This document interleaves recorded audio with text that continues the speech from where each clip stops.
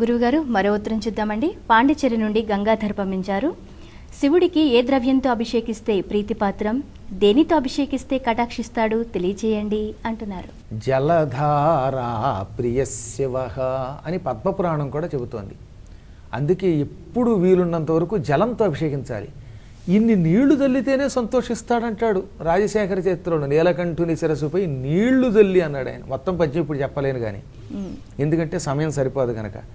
ఇన్ని నీళ్లు చల్లితే ఆయన సంతోషిస్తాడు. అభిషేకాల్లో జలం చాలా గొప్పది. అందులో గంగాజలంతో అభిషేకిస్తే ఆయన మరింత ఆనందం పొందుతాడు. కానీ తొందరగా ఆయన కటాక్షం పొందాలంటే తేనె, ఆవు పాలు, ఆవు పెరుగు, పంచదార ఇవి కలిపిన ద్రవ్యం, మిశ్రిత ద్రవ్యం అంటే ఆయనకి చాలా ఇష్టం. ఆవు పాలు, ఆవు పెరుగు, తేనె, పంచదార, ఆవు నెయ్యి, ఈ ఐదింటిని కలిపి పంచామృతాలు అంటారు. పంచామృతాలు అనగా పంచముఖాలతో కూడిన శివుడే. శివుడికి సద్యోజాతం, వామదేవం, అఘోరం, తత్పురుషం, ఈశానమైన 5 ముఖాలు ఉన్నాయి. ఈ 5 ముఖాల నుంచి ఈ 5 ద్రవ్యాలు పుట్టాయి అని పురాణగాథ, లింగ పురాణగాథ. కాబట్టి శివుడి పంచముఖాలే ఈ 5 ద్రవ్యాలు అంటే ఆవు పాలు, ఆవు పెరుగు, ఆవు నెయ్యి, తేనె, పంచదార ఇవి కలిపి ఆయన శిరస్సు మీద పోస్తే, ఆ పోసేటప్పుడు కూడా నమశివాయ నమశివాయ అని లోపల అనుకుంటే శివుడు చాలా సంతోషిస్తాడు, పరవశించిపోతాడు. ఇక చూడండి, ఈ పంచద్రవ్యాల వల్ల పంచభూతాల అనుగ్రహం కలుగుతుంది.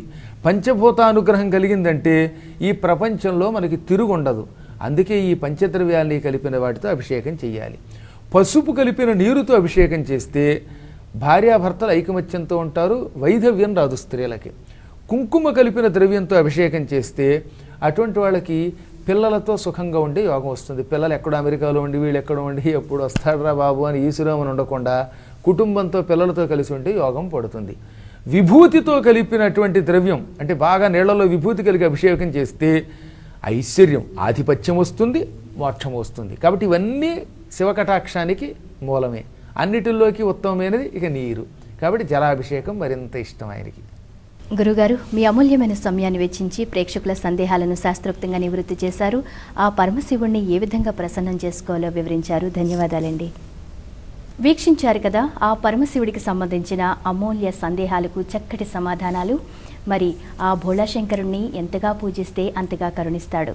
భక్తి టీవీ సగర్వంగా సమర్పిస్తున్న మహాశివరాత్రి బ్రహ్మోత్సవాల్లో భాగంగా రేపు కూడా పరమశివుడికి సంబంధించిన మరికొన్ని సందేహాలతో మీ ముందుకు వస్తాం. అంతవరకు సెలవు. నమస్కారం.